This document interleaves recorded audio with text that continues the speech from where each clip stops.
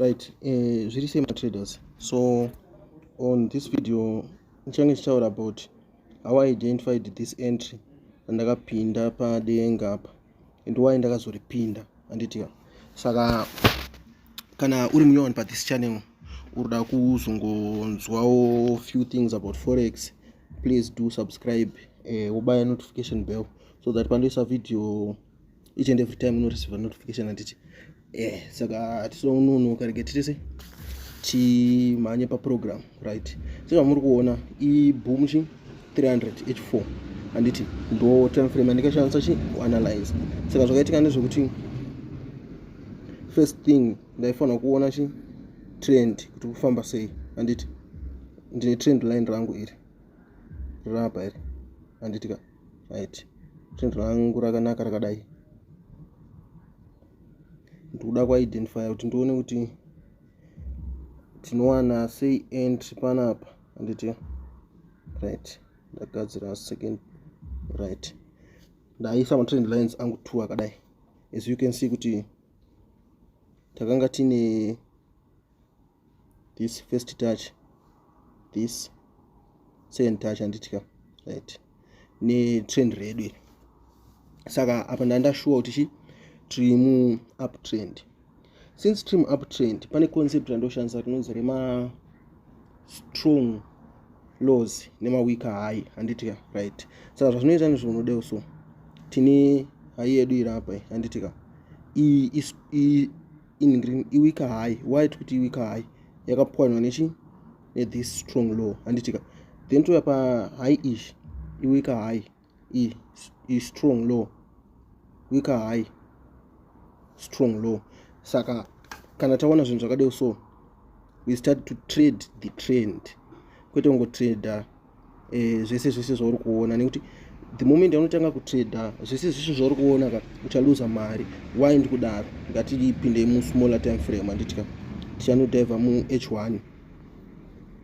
H1 medu tichaona kuti tine tumwe tuma structure netumwe tuma rejection twataita se twataigadzirirwa twekurova vanhu mari anditika. Like panapa tikanotisa this zone iri anditi edit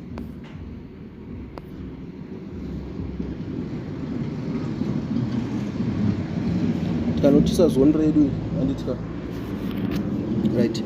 Tanotisa zone redu market yakauya ika rejecta apa anditi, which means kuti mumwe munhu aigona kupinda sell achitargeta previous low ishi, but market yakaita sei yakanorova vanhu nichi move iri anditika, right?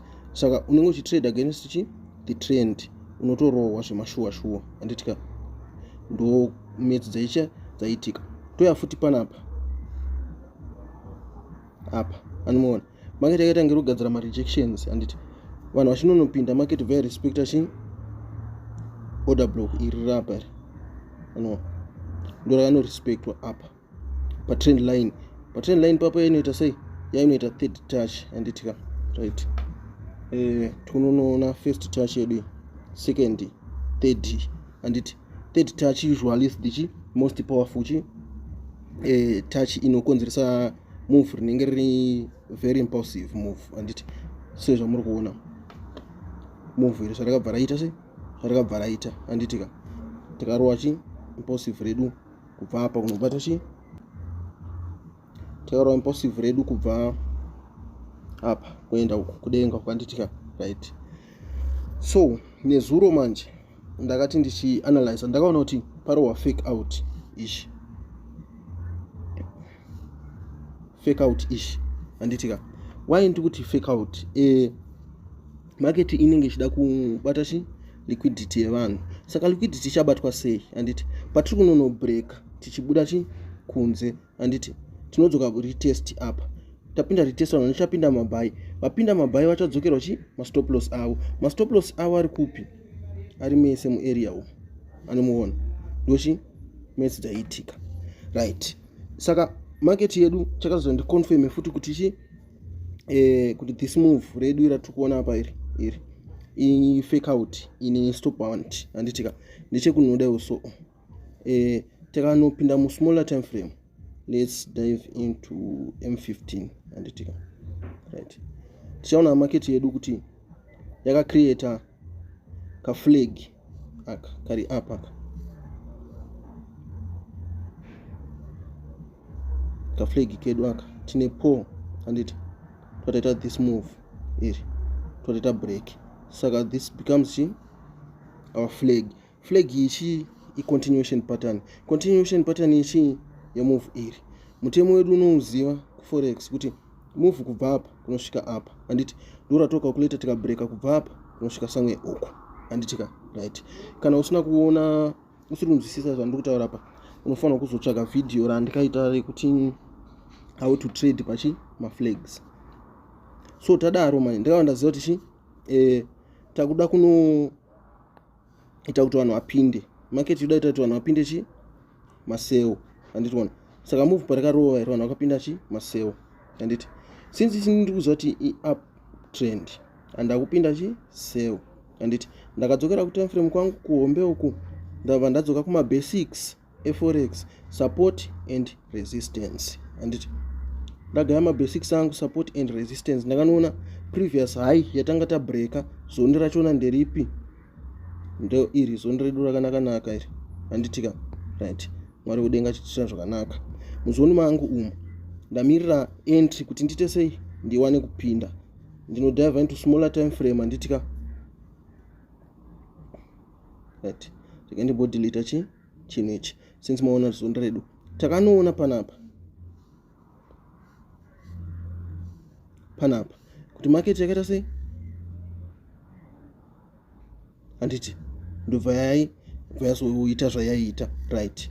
Zvakanoitika ndizvo unodai panapa market yanga yakugadzira reversal pattern anditi reversal pattern iri muzoni medu mumwe anditi katanga ta break support zone which means tanda break ningirikini resistant, saka by default tanga ratena into support. Saka market apa painenge ichita sei ichi try kupenetrate zone redu but yakabva yano fail kuita sei kupenetrate anditi liquidity vambo grab apa. Saka ini ndazota ndiwane entry iri ndazopinda smaller time frame M10 anditi mu M10 mangu ndanoona ichi chipattern ichi chipattern changu chiri apa ichi aka anditi aka kari kuita kunge ka pennant kana kuti ka triangle. Saka moment yakanga kachigadzirwa anditi ndadive into smaller time frame M5 no ndaona zveshuwa kuti market yangu apa yakugadzira ita sei kumuvha mudenga. Why ndati market iri kugadzira kumuvha mudenga? Tiri pa support zone pedu anditi yanga previous resistance. Market yedu ya vanhu vari kupinda mabai nemaseo achirwidzana but on the long run zvatiri kunoita panapa anditi market irikuda kuendera vanhu vapinda pa trade iri anditi newane mastops avari apa anditika then ida notrapa vamwe vanhu pa trend line panapa. After ipapo zvikafamba zvakanaka tichaita sei chaendera maeyes ayo andimaona ndochi zvaita kuti ndise ipinde entry rangu. Saka ndapinda entry rangu apa zvakanaka. Saka ndamuvha stop loss yangu into $50 anditika ndikuona kuti market yangu iri kufamba sei.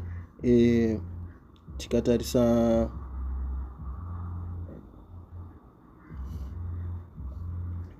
panapa tikaita zoom in kudai anditika tuona kuti I'm holding in $243 anditi ndatanga ni account yanga ine 80 something dollars because nozi cheke kuti yamari.